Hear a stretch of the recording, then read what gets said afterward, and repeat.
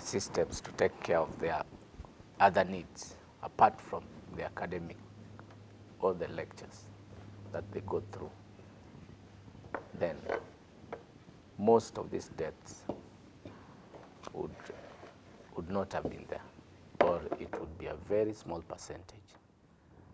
So systems need to be put in place by our universities to cater for the psychological needs. There should be some trauma centers in our universities, apart from the health facilities that are in the universities, which basically deal with the health issues of students. All right. Yes, Dr. I think there is, I don't know if it is of more sensitization that we are seeing them now, or maybe this trend was there before, but no one was highlighting them. But nevertheless, I think everybody, our young boys and girls, should be told that life is precious. Don't take your own life, or don't take anybody's life, whether you are born. You know, there is this ego in men that if a girl says no to you, move on. There are very many other girls. We need to tell these boys, don't go killing this girl because she has said no to you. So I think it starts with the parenting and the growth, especially during the teenage, where you think that everything must go your way. So you need to take a no. Don't kill anybody. Okay. That somebody's child, and it will not you forever. Because I think people don't know what, these young men don't know what is murder.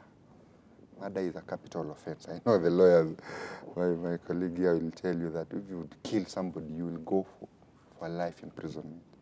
And nobody wants to be confined forever. You want to have freedom, you want to see your parents. It's so sad. You should be told the bad part of being incarcerated forever, that even in case you lose your close family, you can't come for the funeral. So I think there is a way we should tell these young men, if you kill, you'll go for prison, you go to prison, you go forever. And then again, the morals in the society.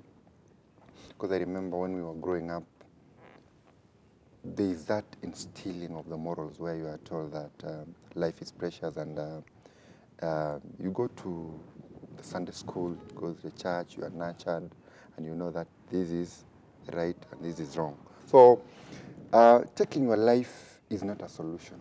If you kill yourself, it's again as any religion, killing yourself.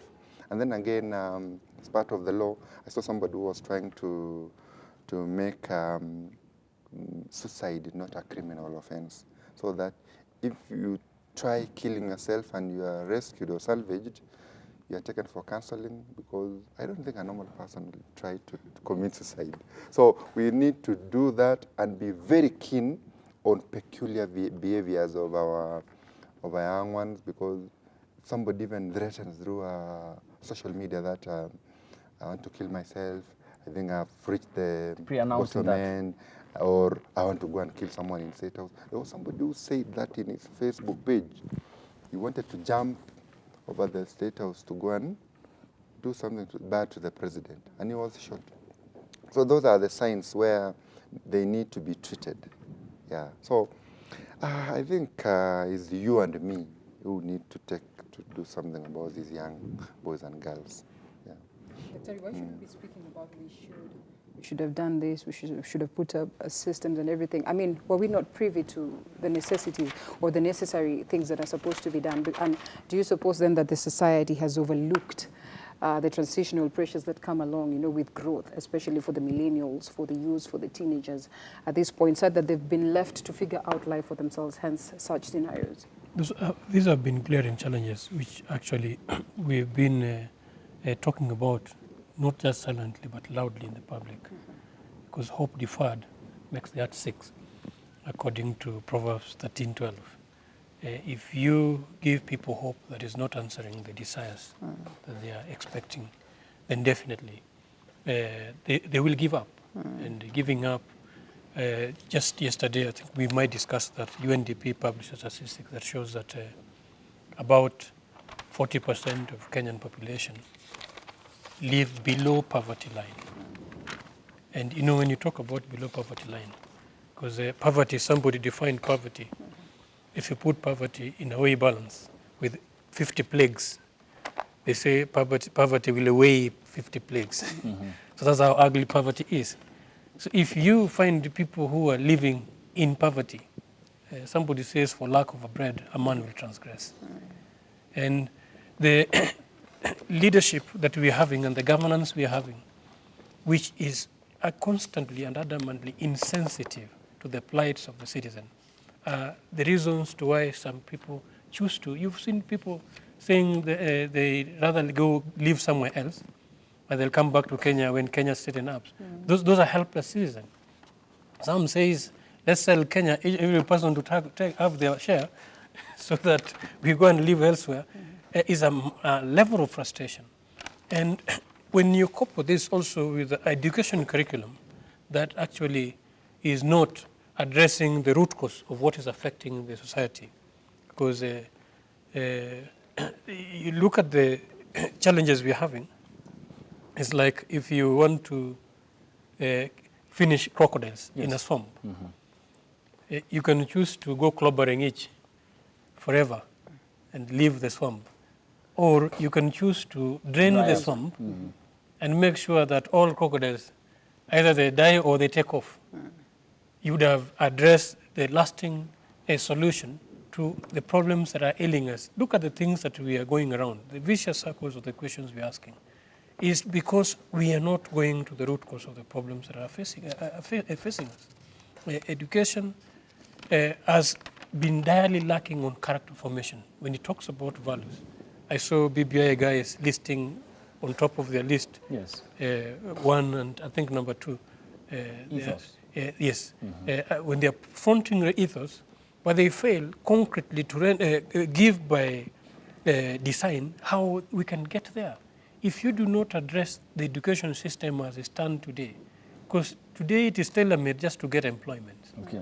You learn, and how many jobs are this government creating? If anything, actually, they've been cutting downward. That UNDP report shows that actually the economic index has deepened instead of rising. So if since 2016, so if the government who actually is giving you hope of employing you is the one who is cutting and retrenching, seriously, what hope are people left with? So if the government, and that's why I've told parents to take charge of their children's education. You have to. That is by doing of course, specifics, isn't it? Look for alternatives. Because there's no relation between the state and you the cannot parenting. produce for the state what the state wants, because you've seen the priorities of the state. And if you leave the state to continue making your children to be state servants, you will end up with these scenarios we're talking about. And I think also looking at the infrastructure, because universities right now uptake is around 800,000. Yes, 800,000. And another statistic was thrown, I think in the magazine they are showing that the available infrastructure accommodation for these children is around 280,000. So look at that disparity. You have an extra 580,000. Who have no accommodation, and you've called them for, you've enrolled them in that university. So some of them end up actually taking up accommodation in some crime-first areas, which you cannot have a say, you cannot have a control. So it boils back to the same system. Over and above, they are giving them a content that is not giving them assurance. Okay. And again, the infrastructure around this education system, again, is not conducive or suitable for them. We need a lot of radical measures to address these issues. And if our young ones are dying, then what future do we have tomorrow? All right. Thank you. Okay, we have a caller on board, Jackson from Narok. Narok, yeah? County. Yes, Let's get to Dr. hear is what home. he has to say. Good morning, Jackson. Hello, good morning. Yes. Morning to you. Habari asubuhi. Salama sana. I am calling from Narok, Yeah. and I want to contribute on the varsity or the university debts. Thank All you. right. Yes. Proceed, yeah. I want to say something to do with the what of the contributions that is causing this rampant deaths. Yes, we can hear you. I want to say about something to do with family backgrounds. Yeah, when students are being affected in their family background, they usually tend to transfer the same problem to their social life. Right. Yeah, so according to me, what can reduce this? What can reduce this is that these parents should always listen, should always be ready to listen to their children as they grow. Right. And appreciate the kind of new trends in life. Because if you are not ready as a parent as well to appreciate what life brings as something new, then you tend to put more pressure on these kids. Then as they grow up, they face a lot of problems. Thank you so All much, right. Jackson, calling us from Narok County, Daktari's home county for that matter. And we do thank you for the contribution and cherish your input here on the program regarding that matter we had just discussed. Gentlemen, let's shift our attention to another important story on page 3 of the Daily Nation. Just on the right-hand column of the President's picture, United Nations Development Program report shines light on glaring inequalities in the country.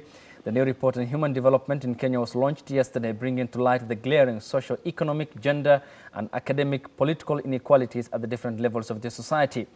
Even as the government invests billions, gentlemen, coming to you, Osewe, first on this note, shillings to improve the welfare of Kenyans and to reduce resource marginalization, poverty, illiteracy levels and child mortality rates remain rife in the country. We have been here 56 years ago and we seem to still experience the similar problems that Kenyatta Senior experienced and Kenyatta Junior is currently experiencing. A case of perhaps failing to address issues that are of importance to the Kenyan people owing to the factors of corruption, mismanagement, embezzlement of public funds, and what many might term as state capture. This has been a problem from independence, and our forefathers at independence, one of their goals was poverty eradication. 56 years down the line, Kenya is not poor or their level. Majority are. Majority are poor. Why? You tend to lump poverty and illiteracy, which is not right. Not all illiterate people are poor. Okay. To an extent, if you improve the illiteracy level, you eradicate poverty in a way. But the two does not run concurrently. Look at the poverty index. For example, the counties in this republic. Okay. If you look at the literacy and illiteracy level of West Pokot and Nairobi, Nairobi is ranked far much higher than West Pokot. And the poverty level is also more or less the same. Then look at the population. If you go step by step, the population, the literate population and the illiterate population in Nairobi, and then the literate population in West Pokot and the illiterate population, prorate them, you'll find that the two does not run concurrently. The report sheds light, and these are good reports. They are received by the governments, and no action is taken, no step is taken to alleviate poverty. So you squarely blame the regime.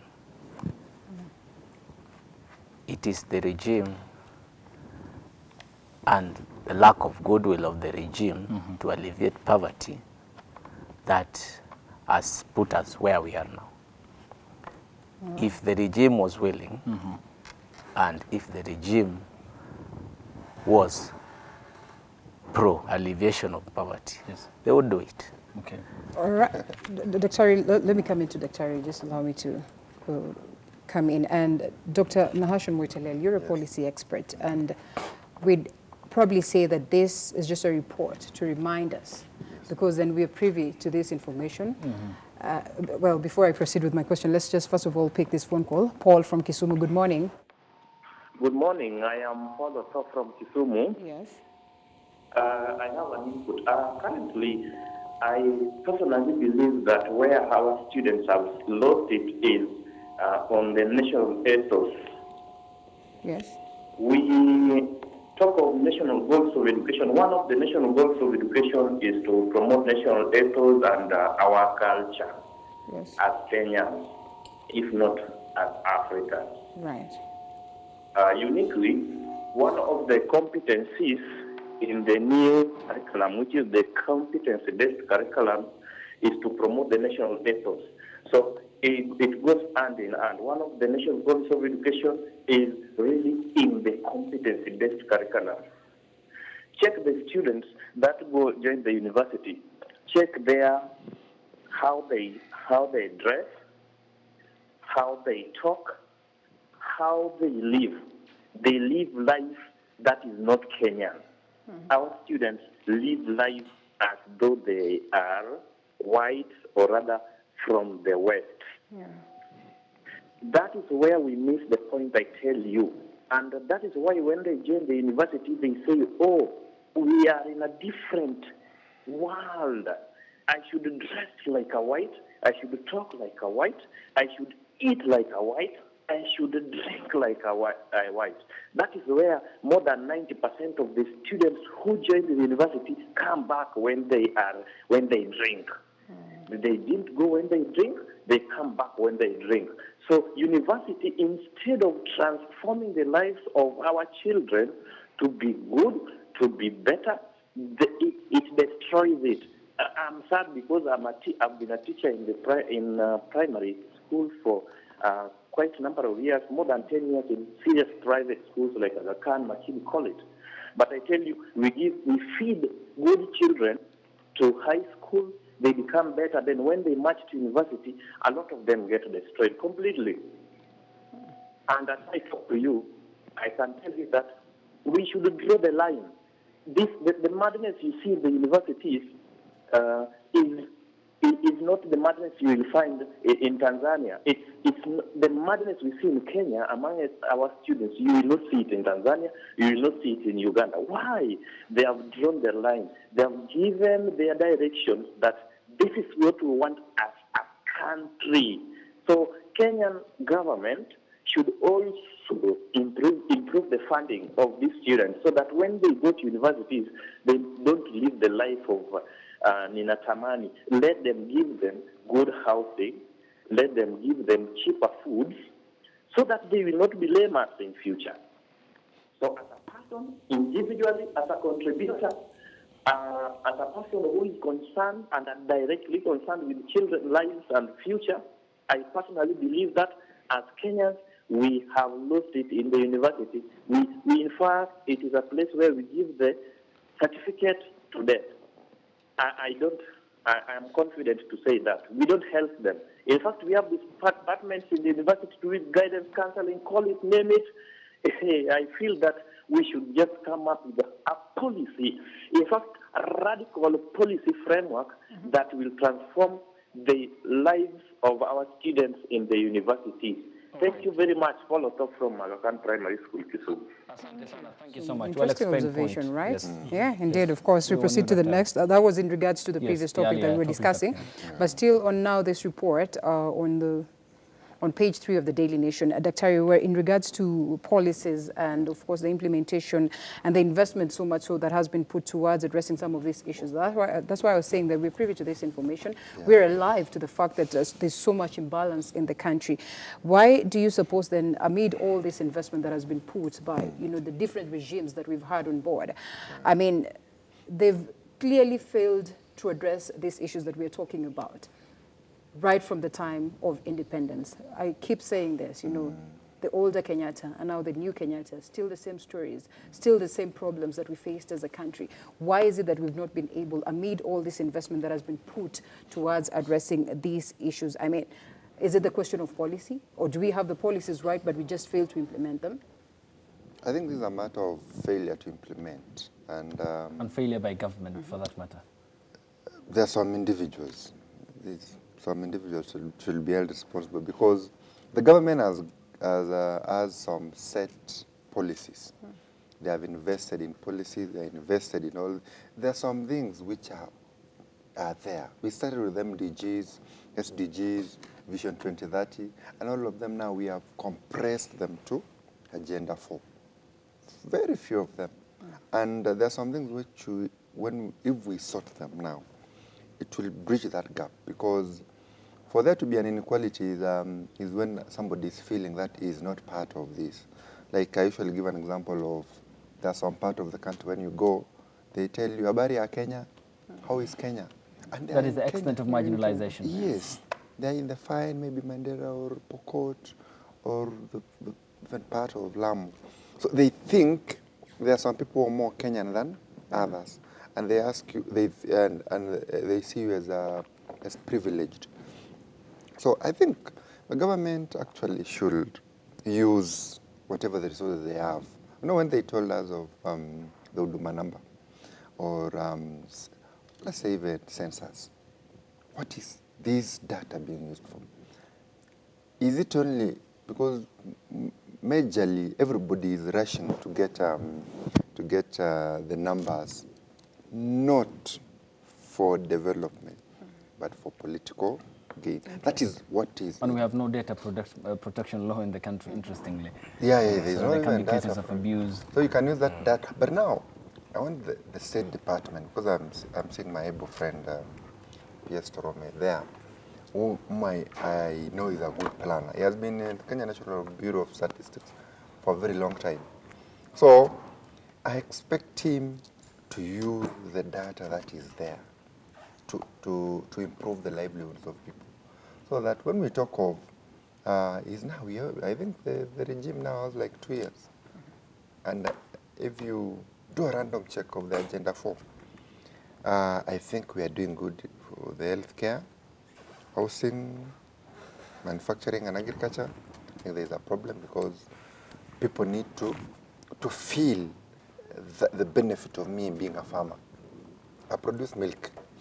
And unfortunately, it is not me who says, how much do I sell my milk? I produce milk with my hard work, all that, but somebody says, I will buy your milk with this price. But if we change the other way, that a farmer can say now, my milk is this, I produce these X gallons of milk, I'm selling at this price. But how is the other way around? So you realize that the farmer continues going backward.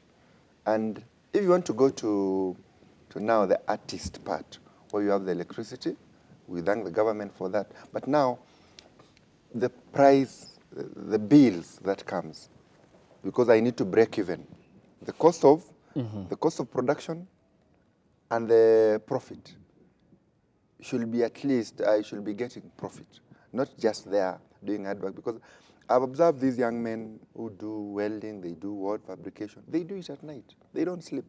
Then the following day, the bill you are slapped with is not reasonable. So what I really want, or what I can tell these people, the people in planning, is that we have enough policies. That's what you asked Kalela. And when we got enough policies, who should implement? Again, I go back to the CEO of the country, because we need to crack the whip. We have the policies, let's make all equal. and will be good. Okay. Yeah. Dr. Juma, if I may come to you then, when we list the problems equally captured in this report by the United Nations Development, that is program UNDP, it equally highlights the current status of the country. We seem to be having a change in the governance model, but again, the same problems bedevil. We have a president who has outlined issues that he once attained in 2022, Big Four Agenda, the Vision 2030. Owing to the dark and the troubled past that we had in terms of the projects that have failed and the policies that have been failed, that were meant to fail by the government and the authorities, does it look like perhaps a reflection or a mirror that perhaps all these outlined projects might fail because of our dark, perpetual continuity past? And how do we unlock this? Because we seem to be having a problem. Is devolution the answer? Leadership is the problem, my friend. It's not about the infrastructure. Because as it stands, we say very good things. Somebody says, take the wicked away from the king, and his kingdom shall prosper. Why did Galana Kulalu fail? Because of state officials who requested for kickbacks. You've known history with the Israelis. They are Exactly. They are leading in the world in an environment that is very advanced for agricultural practice. And we have such a geographical location which is so suitable. We've been known as agrarian pastoralists. Actually, about 75% of Kenyans are agrarian pastoralists. And the unfortunate thing is the government policy towards this populace. You realize that, as he says, there are enough sufficient policies. The policies might also not in sync with the reality of the citizen. If you have a policy that is focused on science and technology, majorly 90%, if you look at everything, look around the Big Four, which actually now are turning into a BBI. I wonder whether there's even a Big Four. And the policy around this government majorly is based around science and technologies whose infrastructure we are consuming at the neglect of the majority populace who are agrarian pastoralists. And this is, you can see this even in education curriculum. If the education curriculum was tailor-made for the Maasai people to continue remaining pastoralist, you can gain literacy with your economic practice. You don't need to abandon who you are to go in a set classroom, like that caller was mentioning, and become what another person who is actually might even be a white man has decided he wants you to be. And after a specific number of period, he chooses who he wants, and normally they want probably less than even 5% of the 100% they took. And the rest is sent back. And he's sending you back after spending so much. People sold cows, sold shambas to educate this young man. And the young man comes back with what? A certificate. Which cannot add any value, leave alone his life. So this actually has been depleting our society instead of adding value. If the education system is not adding value, then why stick to it? Tailor-make a concept. So in other words, you support a system that corroborates or upholds the value systems of the society. If you're a fisherman, you can get a doctorate, you can you can be a professor in various aspects, isn't it? But still continue fishing. The CBC is not coming in to address that in your own? Well, if you look at CBC is a mixture of many things, just like BBI is a mixture of so many things. Because when it comes to implementation, the actual infrastructure is geared towards the same mindset that we inherited. If you look back at Berlin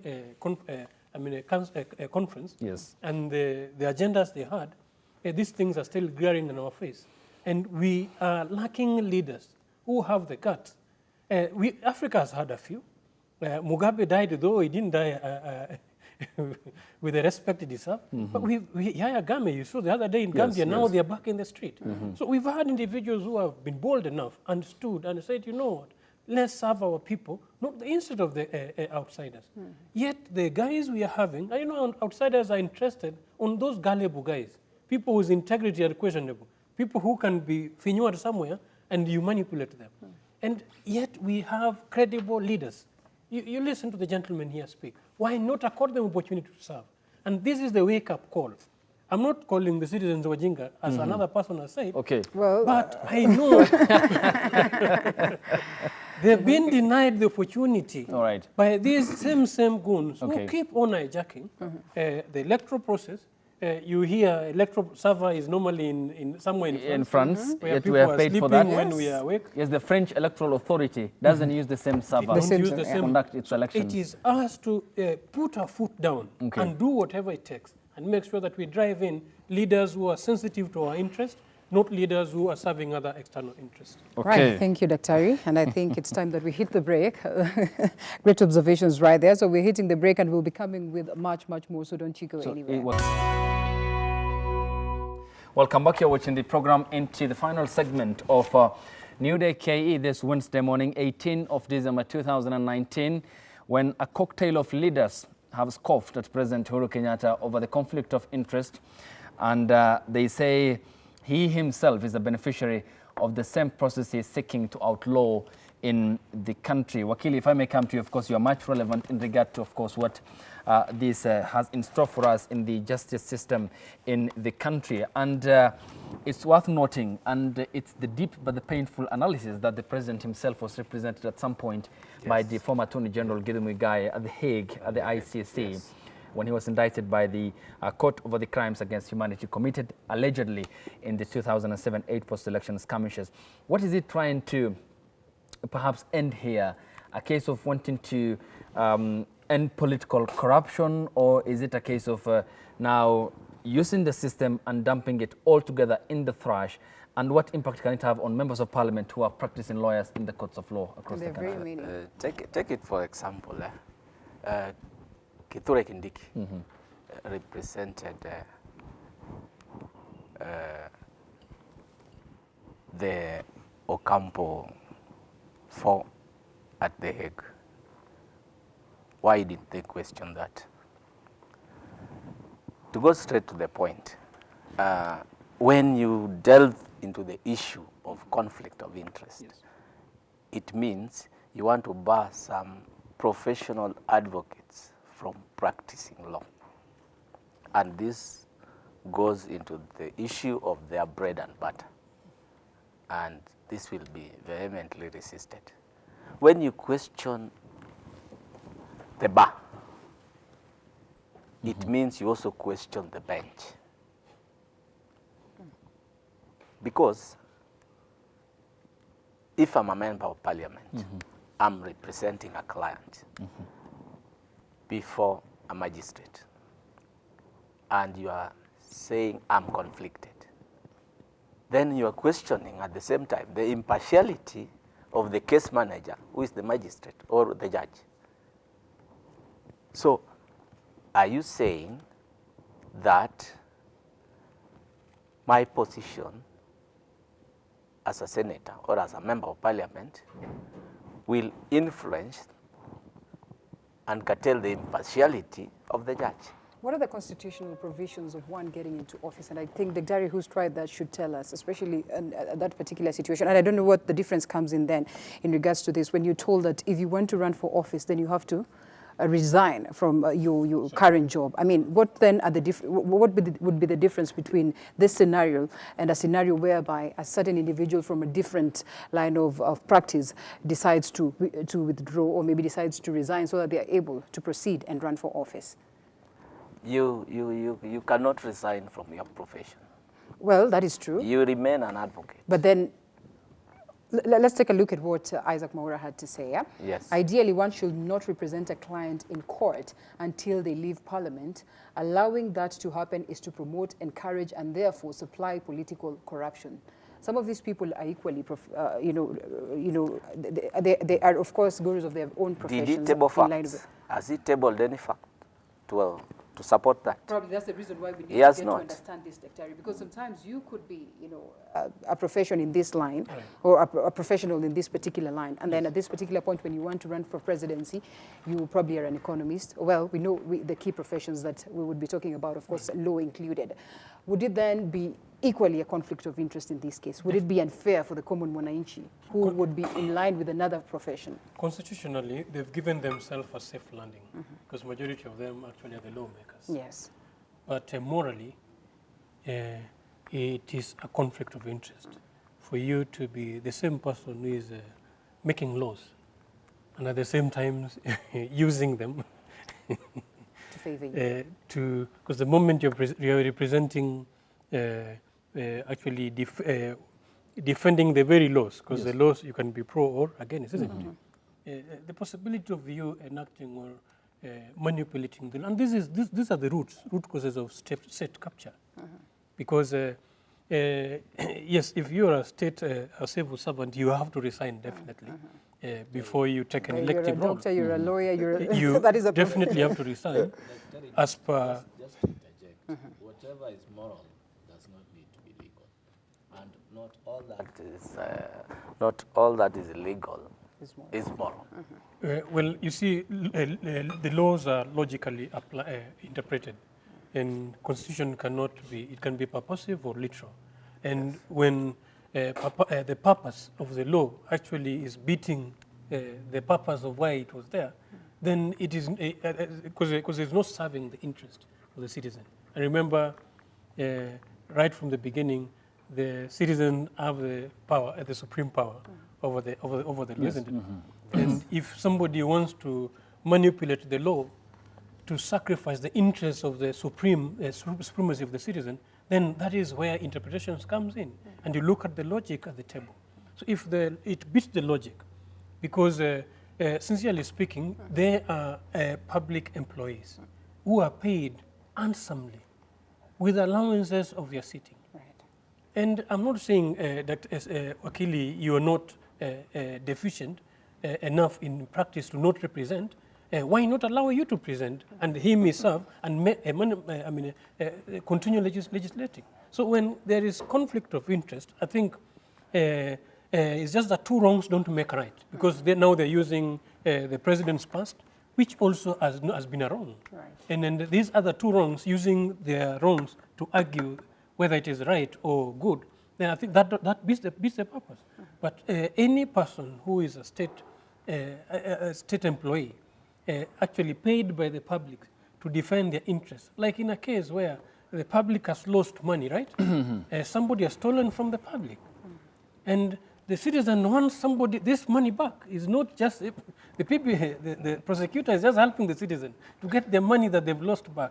Yet the representative who they are elected to go and represent them is the same person defending the thief who is alleged to have stolen from them. So in that case, who has sacrificed who? Daktari, then I'm just using, just call a spade until proven otherwise. I've not mentioned any name. I've just said because allegation is of thievery or stealing, isn't it? There's the So if presumption of somebody, innocence. well, that's my point.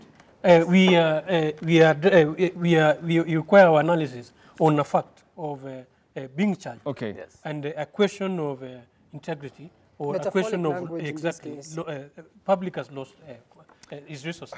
So you cannot go, instead of representing the people who given you a mandate to represent them and serve them, you sacrifice them and go and represent the very person actually who is messing them up. Seriously, isn't that? Okay, Daktari, if I may come to, before I come to Dr. Nahashon, Dr. Juma, if I may seek specificity here. Say in the event that the senators or the members of parliament who are practicing lawyers get out of the equation, and then the suspects you mentioned get good lawyers, and then they are acquitted totally, and then the court finds no substantial ground to convict them, then it's still a deja vu sense, isn't it? So therefore, what remains as the constant factor here, not the variable, is the independence of the judiciary and how it will determine itself on the matter before the courts of law. Therefore, is it a limitation to the judicial process by through the representation made by lawyers who are members of parliament or the Senate here? So how do you address the constant factor here, which is the independence of the judiciary and the limitation, the fears of limitation? The independence of the judiciary, when magistrates are being appointed, where do we do the vettings? In parliament. In parliament. So the same person who is vetting you is the same person before you. You understand? So if in the event that yes, you may just in courts.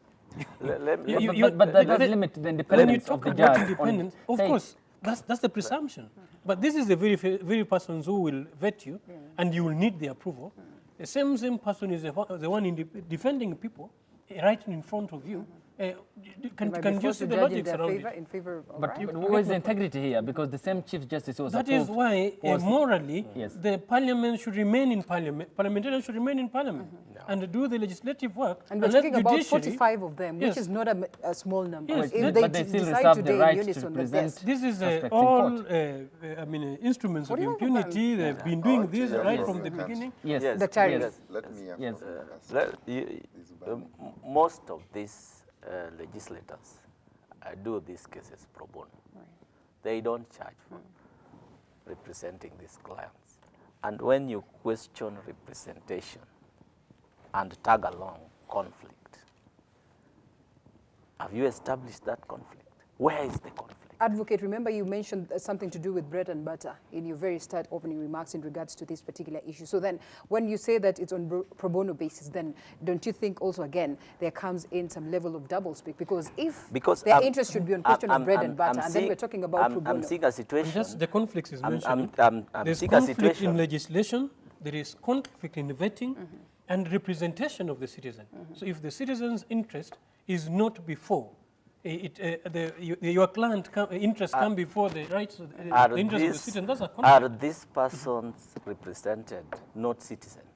Well, they are. They are part of the society. That's, you see, So a you client and a citizen. you want to classify some citizens or some society members as less members of the society than others. A public interest in regards to the numbers also, the numbers will always beat Let me in this let me case. differentiate. When we are talking about public, like most of the charges are corruption charges. Yes. Who actually somebody has stolen from public coffers, isn't it? As alleged. There are allegations. Yes. Well, Until proven by the courts. You see, None that, has been proven. legal terms are different from political terms, and whichever passes. And if somebody is alleged to have stolen from the public coffer, and of course, stealing means there's no money, isn't it? Yes. It is disappeared, does not serve the purpose. Somebody is dying in the hospitals because there are no medicine, isn't it? And you see the dangers that are happening, which are affecting so many vis-a-vis this one individual. And this one individual, yes, is a citizen who actually is affecting his interest, is affecting the rights of other citizens. And you are the representative of these citizens. Why would you forfeit the other ones and uphold this one who is letting others to die? What we want, Dr. you Nahashon, come, yes. what we want at the end of the day is a fair judicial process Yes. towards the cases that are before the courts of law across the country. So how does this totally then, lessen the independence of the judiciary? Where's the strength, the muscle, the independent mind of the judges who have been trained to do so with or without consideration for the parliamentarians who have proved them, but to rule on the matter before them as required by law and enshrined in the Constitution? Yeah, what was evident is that, first of all, as a client or as a citizen, it doesn't matter where I come from or where I sit in office, I need the right to choose whom to represent me. And in part of representation, as Wakili is saying, The Cabranc rule. Yeah, you have even the pro bono part where somebody just come. Like now, when King Kaka, people threatened to do this and that, to take him to court, there were a lot of guys who wanted to offer Free legal services. Free legal services. So, but I think as long as I feel is representing me, let the person I choose to represent me. Right. Because he is not the judge. He's just trying to argue that this is the situation. And then the judge now says, I think you are right or you are wrong. By the way, you might think, these people will think they are doing good, they are lawyers, they are lawmakers, is everything they say goes.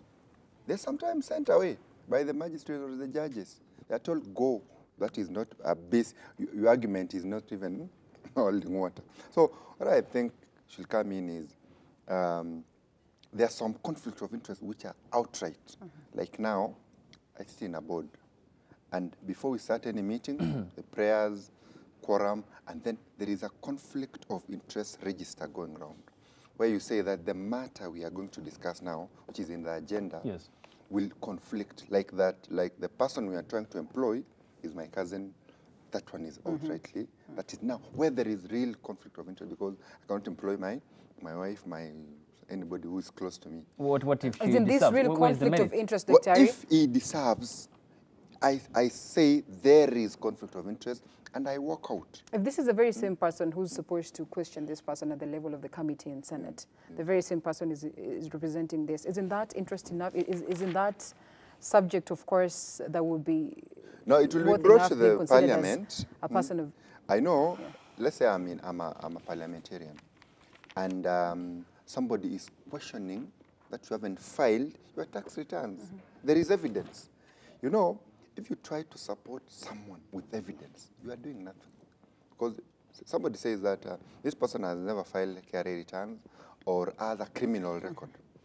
Let me tell you, if I bring here a conviction from the DCI that you have served 10 months in prison or more than 6 months, nobody, even your brother or who, will make you pass the integrity test.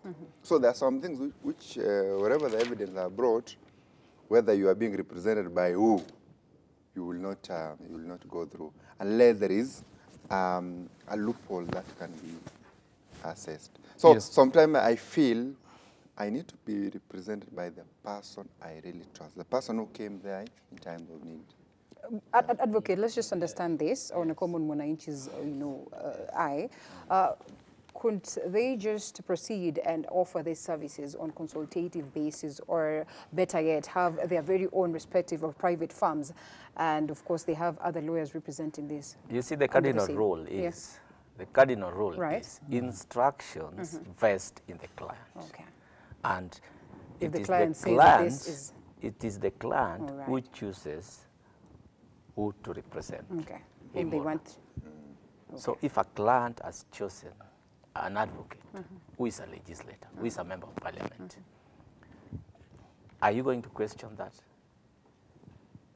Are you not going also to breach the constitution provision that a suspect or a client has a right to choose a lawyer or an advocate? I don't know how far this went at some point in time when there were allegations, or maybe there were complaints from, of course, the side of Senator James Orengo in regards to the fact that he's always in court day in, day out. And the question was, when are you serving your own people?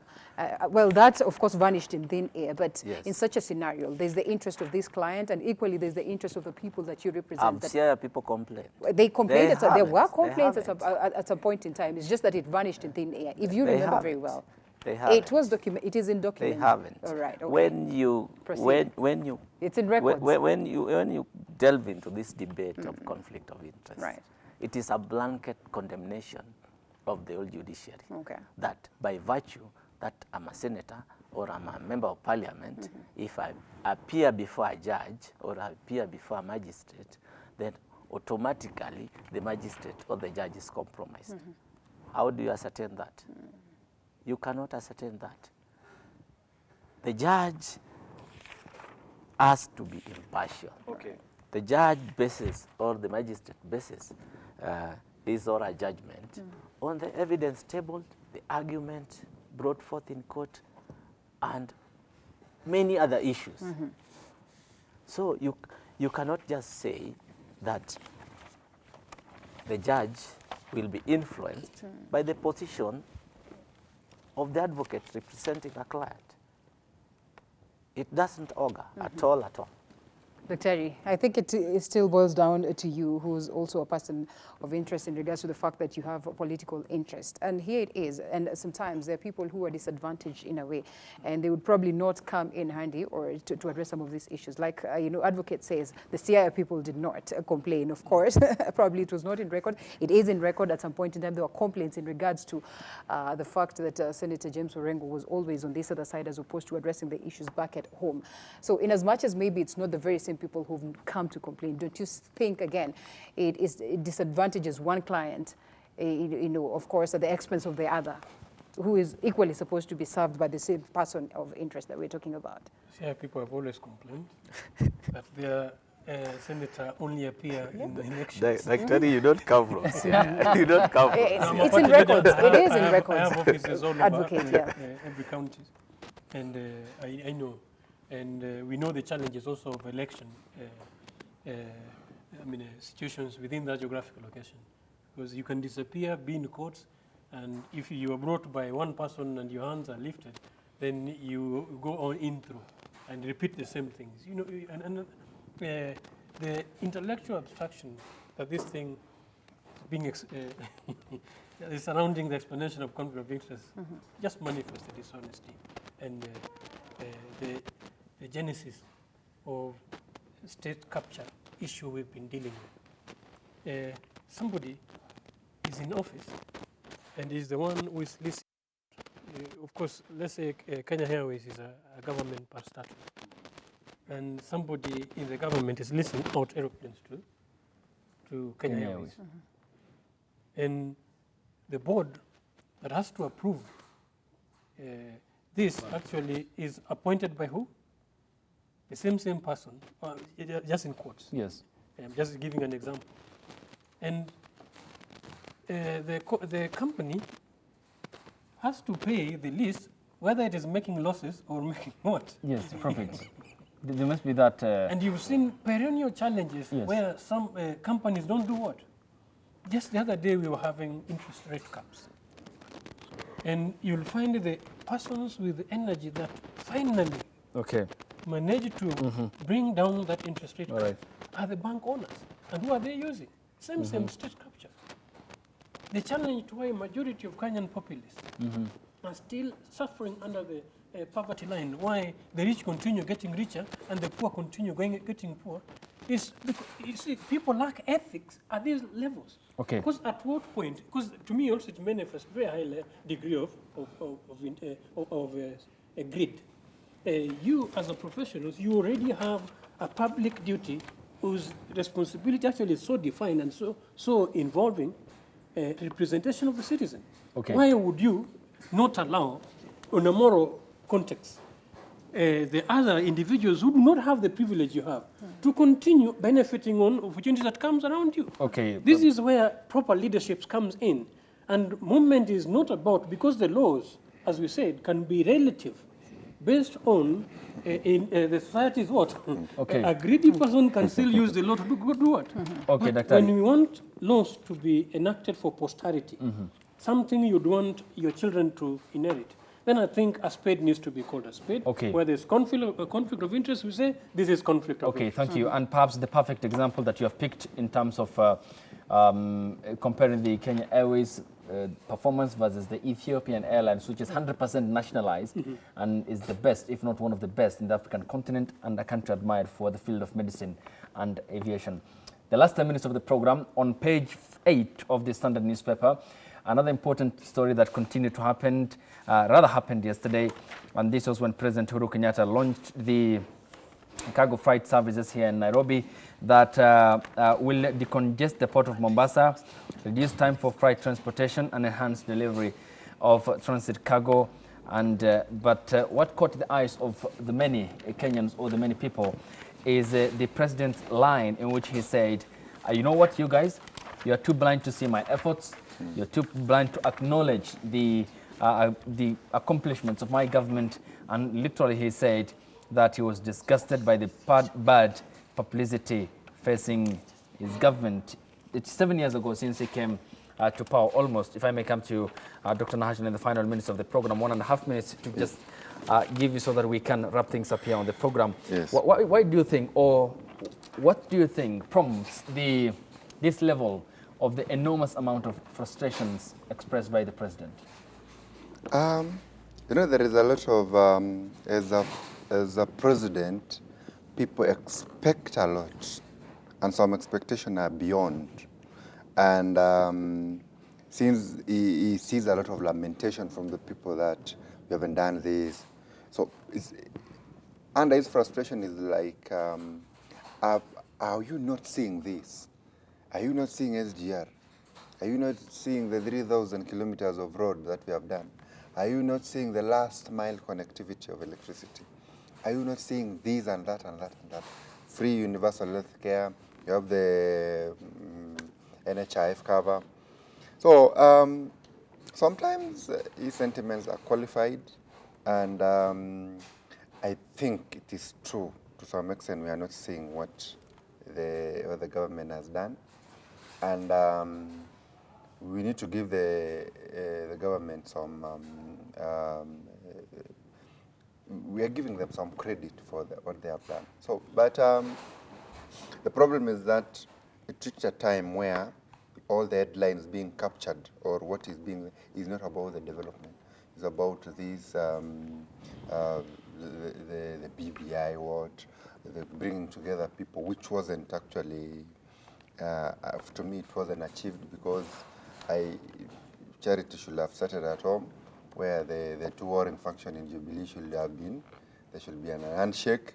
So, so the president actually wants people to see, especially what you can see. But again, the general, the public is seeing what has not been done. So that is where the frustration is coming. Yeah. Yes, okay. It's all politics. The political elite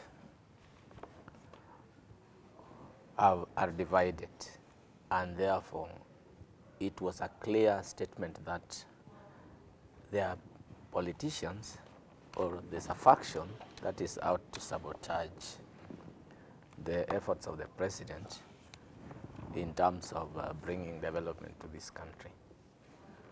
So this is a clear message that the faction, it was meant to the faction that are opposed, that have taken another political direction to continuously frustrate, continuously oppose for the sake of opposing without any reason, and frustrate any development. They don't appreciate what the government is doing. They can't see, they won't see, they don't want to see. They are there simply to oppose. So you the mean, moment you mean the opposition in government? There's opposition in government. Yes. The moment the dynamic tilts to suit their political interest, then you will see a change of tune from their side. There will be choruses all over, singing, supporting, praising, everything. And this is what the president was warning about, that you are opposing not for good reasons, but you have your ulterior motives why you are opposing this. And this is what has to stop. So it was an indirect jibe at the DP William Ruto and his faction-led Tanga Tanga movement. We cannot factually say that it was a direct jibe to the Tanga Tanga movement, but to some of the Tanga Tanga guys. Okay. Yes. So let's say the Tanga Tanga tag. Okay. Yes. The manifesto, as always, considered as the marking scheme of the performance of every other government in most cases, or should be, based on the fact that, that is what they used to sell themselves with, especially when they're campaigning. And if free and fair at all, the 2017 elections, the Jubilee Party will tell you that they got back into power based on the track record in regards to what they did, because that is the key thing that they were using to sell themselves during the campaign period. So if at all it was free and fair, then they got back because Kenyans sort of felt like they had done something good during their first term, and then their likelihoods that they're going to proceed, or they were being given a chance to continue and finish the work that they started. When you look at this, and when you look at the manifesto that Jubilee presented, do you suppose it has captured anything, even quarter of what they had presented to the people? And would the people then be justified to cry foul and say that maybe you have not done what we expected you to do? You see, SGR has been surrounded by a lot of questions. Right from its inception, people questioned the transparency around the entire contract, and also the cost of it. It was compared by and large by several countries, Ethiopia, Tanzania, Morocco. Rwanda. Yes, and then the logics behind why its cost was so inflated. Some have argued it's probably the cost of land and all that, which is different from Kenya and others. And that alone made it actually not, made the citizens not to buy in it. And then there have been corruption allegation around it. And of course, the China factor, notwithstanding the background majority of Kenyans know about economic hitman, who uses such infrastructures to actually attack economies. And the effect of SGR actually to date has affected our the inflated taxation across the board, which is affecting all the Kenyan businesses. So a president should also know how to bring this to picture, because as much as it's a good thing, yes, it came clothed in an apron, looking difficult, and Kenyans have not appreciated it. So as much as it tells the critics off, we are yet to start seeing the benefit more effectively. Yes, we appreciate from Mombasa to Nairobi, it takes around 4 hours. But of course, the individuals' jobs are affected through the cargo system also have not been sorted very effectively. The transport systems have affected cities or towns. And the effect can be far-reaching. There are towns which were long-distance driver towns, where the trailers could spend the night. And with no trailers anymore, all those towns will be done what? Yes. So it depends with who is targeting with this information. And if it is targeted to Tanga team, then still, as a party leader of Justice and Freedom Party, we were not satisfied by the manifesto that Jubilee had. And that is why we filled in a presidential candidate, because to date, Jubilee has failed to bring out long-term vision of the country, or even just bring out the national vision of the country. The things that they are implementing are very reactionary. And yes, some may be accomplished, and when they are accomplished, they are not in tune or in sync with the citizen, and whatever they're holding on is not answering also to the citizens' interests, is not putting bread on their table. So if we would come up with things that are actually touching the citizen on a daily basis, then yes, you will see jubilation, you will see citizens appreciating, and I think these are some of the challenges to why he feel he's doing something, yet people are not appreciating, because the things that are challenging the citizen are not the things that he is implementing. Interesting, and I think, gentlemen, that's where we're going to wind up the show. We are grateful for the great insights that you've brought on board. And by the way, we're expecting KCSE results to be released today. Of course, we'll have our reporters on ground, and we'll update you on the same in the event that it goes through. But that aside, we have to say thank you so much for keeping us company. Thank you so much, Dr. Justice Juma, for your time. Dr. Nahashon Moitalel, and lastly, Advocate Osewe Osiemo, thank you so much for your time. This is where we're going to wind up the show. Thank you so much for keeping us company, for your feedback. My name is Linda Alela. It was great having you. I throw it back to Ayub. Thank you, and we will see you tomorrow here on New Day KE, even as I'll be bringing you the primetime news. Excuse me, Winnie will be here with my doctor in about an hour's time. Thanks for watching. Stay tuned. Good morning.